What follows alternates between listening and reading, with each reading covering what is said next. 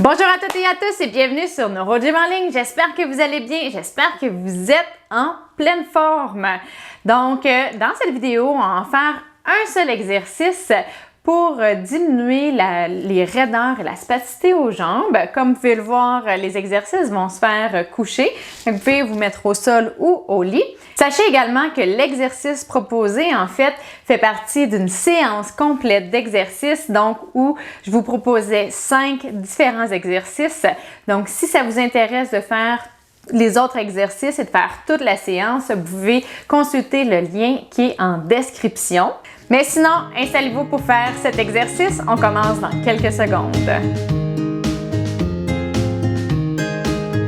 Excellent! J'espère que vous êtes bien installés. Donc, comme toujours, avant de débuter, je dois dire que les exercices que je donne sont généraux, qui sont peut-être pas adaptés à votre condition. Peut-être que vous ne pourrez pas les faire, mais peut-être que ça va être impossible pour certains. Vous pouvez essayer de les modifier.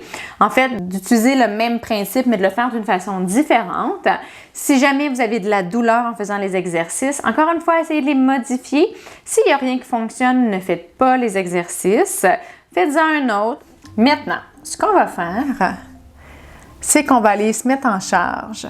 Donc, on va aller faire de la flexion et on va aller s'asseoir sur nos jambes. Donc, vous allez essayer de sortir les fesses comme ça.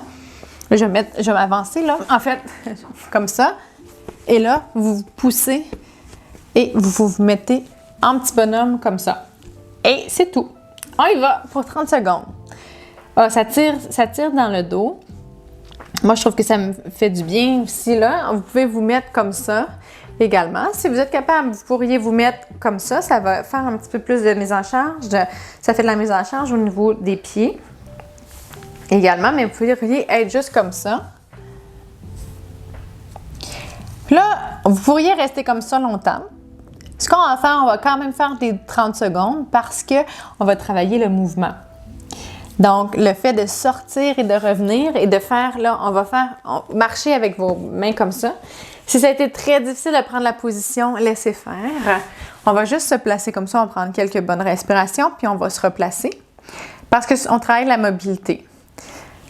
Donc, si jamais la spasticité veut se déclencher puis de la briser, c'est aussi de dire non, je veux pas qu'il y ait de spasticité, de travailler le mouvement comme ça volontaire. Bien, ça sera pas nécessairement volontaire, là, mais de travailler le mouvement, c'est une bonne chose. Donc, essayez, si vous voyez qu'il y a de la spasticité qui se déclenche, essayez de la casser, essayez de l'arrêter volontairement. Donc, on y va. Fait que si vous voyez, oups, ça commence à vouloir se déclencher, essayez d'y aller puis d'envoyer la commande motrice de relâcher les muscles. Puis on se place. Là, vous pouvez mettre les mains au sol, comme ça.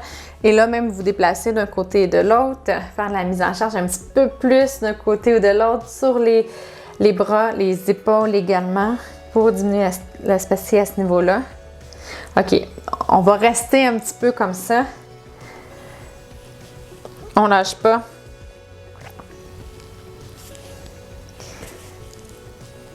Excellent. Et maintenant, on remarche vers l'avant. On prend quelques respirations. Donc, c'est quelque chose que je travaille avec les gens avec qui je travaille en clinique, là, de justement essayer de contrôler le mouvement et ne pas laisser la spasticité ou le mouvement très brusque qui apparaît. Essayez de le faire, ça se fait. C'est difficile. J'ai déjà utilisé en clinique un EMG, donc un appareil qui allait enregistrer l'activité musculaire. Et ça donnait un feedback visuel à la personne. Puis on pouvait travailler justement que quand l'activité musculaire, le tonus augmentait, on se replace. Je vais partir mon chrono quand on va être placé. On y va.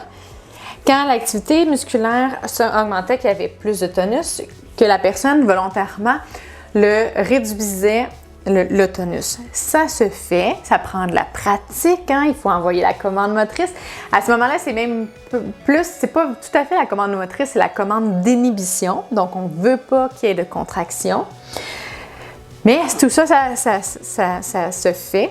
Puis, comme j'ai dit, ça se travaille. Ça peut être difficile au début, surtout s'il y a beaucoup de spasticité, puis un petit peu moins d'influx sensoriel. Mais persévérer, essayer d'envoyer l'information, de dire « Oh non, stop, je veux pas qu'il y ait de contraction ». Excellent! J'espère que vous avez aimé l'exercice. J'espère que ça vous a fait du bien, que vos jambes sont moins raides et moins spastiques. Sachez que la spasticité et les raideurs musculaires, c'est quelque chose qui revient souvent et en fait qui est, pour la spasticité, entre autres, qui est souvent constante et qui va varier selon plusieurs facteurs. Mais si vous étirez régulièrement, ce qui va arriver, c'est que les fibres vont être plus souples. Aussi, les récepteurs qui réagissent puis qui font l'augmentation du tonus vont également être moins réactifs. Il y a plusieurs mécanismes, ça va agir à plusieurs aspects qui va faire qu'à la longue, il va y avoir moins de tonus, puis moins de spasticité, moins de raideur musculaire. Par contre, ça prend du temps et les changements sont souvent lents, mais persévérer, ça vaut la peine de garder une bonne souplesse et de bien étirer. De toute façon, on devrait tous le faire, de bien s'étirer les muscles de notre corps. Ça fait partie des qualités d'un muscle sain, d'être flexible. Donc voilà, continuez et si jamais vous voulez faire d'autres exercices pour les jambes raides, comme je l'ai dit en introduction, je vous invite à faire la séance complète. Donc vous allez avoir 4 autres exercices qui vont aider à diminuer les raideurs et la spasticité de vos jambes. Et si vous voulez écouter cette vidéo, le lien est en description. Sinon, si vous avez aimé cette vidéo et que vous aimez ce format, peut-être d'un seul exercice, je vous invite à faire un pouce sur la vidéo ou à faire j'aime. Je vous invite également à nous suivre sur nos différentes plateformes. Donc, vous pouvez nous suivre sur Facebook, Instagram et YouTube. Et si le cœur vous en dit, je vous invite à partager en grand nombre aux personnes que ça pourrait intéresser et aider. De cette façon, ça nous aide et ça peut aider les autres personnes également. Sur ce, je vous dis merci d'être avec nous, merci de faire les exercices avec moi. Je vous souhaite une excellente journée et on se revoit peut-être dans une longue séance. Au revoir!